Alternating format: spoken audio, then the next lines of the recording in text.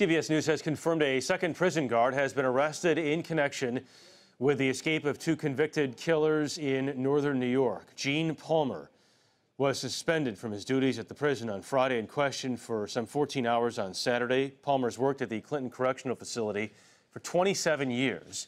He worked the day shift on the Honor Block where David Sweat and Richard Matt were housed. The arrest comes after another prison worker, Joyce Mitchell, was arrested and charged with helping the two men escape. She also allegedly had sexual encounters with one of the men. Anna Werner is in Owl's Head, New York, with some more details on this. Anna, tell us about Gene Palmer, if you could.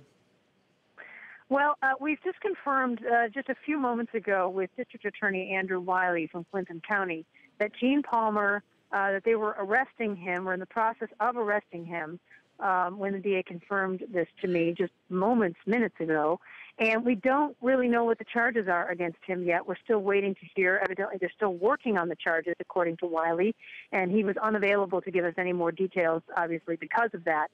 But we interviewed the district attorney earlier today, as it happened, and he told us that Gene Palmer's role in this, according to him, was, and according to Joyce Mitchell, that she put the hand tools, like the hacksaws that she provided to these inmates, she put them inside hamburger meat, which was then frozen, and then she put it in the refrigerator, and Gene Palmer, he said, Joyce Mitchell said, was the guard that then handed that to the inmates. But Wiley told me earlier today that he did not believe that Palmer knew what he was doing at the time that it happened. So, it'll be interesting to see what the charges are against Gene Palmer, because, again, Wiley's saying that he didn't think that Gene Palmer understood, that there were tools in this refrigerated or frozen hamburger meat. You might be wondering why they got hamburger meat. Some of these prisoners who were considered on good behavior on this honor block were actually allowed to cook in their cell. So if Riley says he didn't know that, Anna, then why is he being arrested? Well, we don't know the answer to that, Jeff. We don't know that answer yet. We're waiting to hear the charges. It'll be really interesting to hear exactly what. You remember that Joyce Mitchell, one of the charges against her was providing prison contraband. One of the charges she's facing is, in fact, a felony charge. So she could, face up to 7 years in prison for that charge. But Gene Palmer, we don't know. We're still waiting to hear. They may even be at this minute still in the process of arresting him, transporting him somewhere. As we say, this was only a few minutes ago, and the district attorney literally could not confirm any more than just that he was being arrested at this moment. But and as far as your conversations with Riley have gone, then he still believes that Joyce Mitchell acted alone and was not working in concert with Gene Palmer, even though he's been arrested here. I realize we don't have all the information at this point, but from what you've been able to gather so far. But I can tell you about Wiley's comments about Gene Palmer as of today. His comments were that he did not believe, according to what he told us in an interview earlier today, that Gene Palmer knew that he was passing them this prison contraband.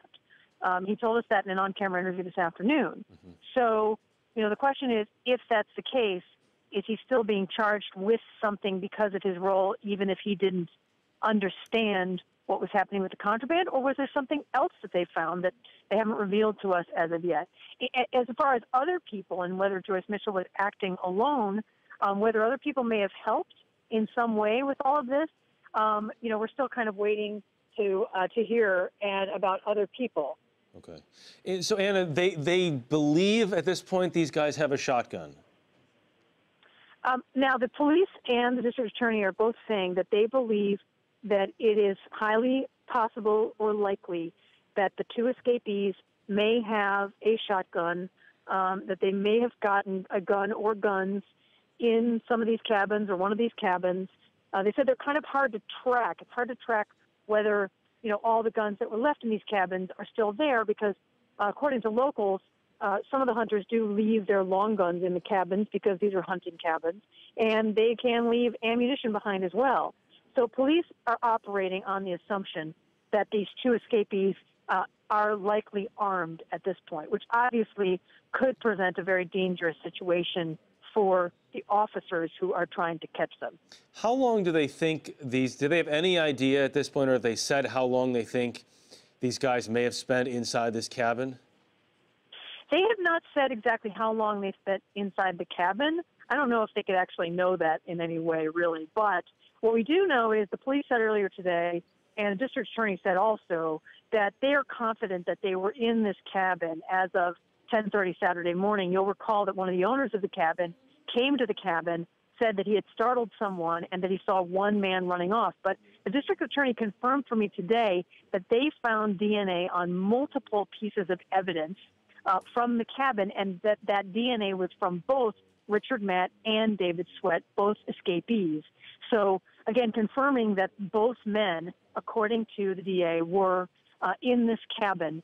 And we don't know for how long, but if you figure that they were there on Saturday, we asked the police today, I asked them at the news conference, how far do you think somebody can make it in this terrain on a given day? And they said, well, maybe 10 miles a day on a good day. But remember that this terrain is tough. Some other people we've talked to have said, listen, you might get a mile in a day depending on what the terrain is. There are bogs, wetlands, rocks, lots of trees. It's very heavily wooded. On the other hand, they said somebody could be hiding 10 paces away. DA Wiley said this today. They could be hiding 10 paces away. The searchers could go right by them and never see them. So it's tough. It's tough slogging out there. We just had another bout of rain, and the bugs are back out. The mosquitoes are back out up here. So, it's tough work for the officers, for law enforcement, and it could be pretty miserable for anybody who would be out there unprepared. And obviously, these escapees would not have a lot of gear with them. And Anna, how big is the search area right now? Right now, police said they have a 75 square mile area that they're looking at. But they said today that they are pretty confident that these guys are close by. The district attorney believes that they are in this area right here somewhere. So you know what, maybe they're 10 miles out, maybe they're 20 miles out, maybe they're 30 miles out. They said they're covering a 75 square mile area up here in the Adirondack forests. All right, Anna Werner joining us on the phone from Owl's Head, New York. Anna, thanks so much for hopping on the phone. Appreciate it. You're welcome, Jeff.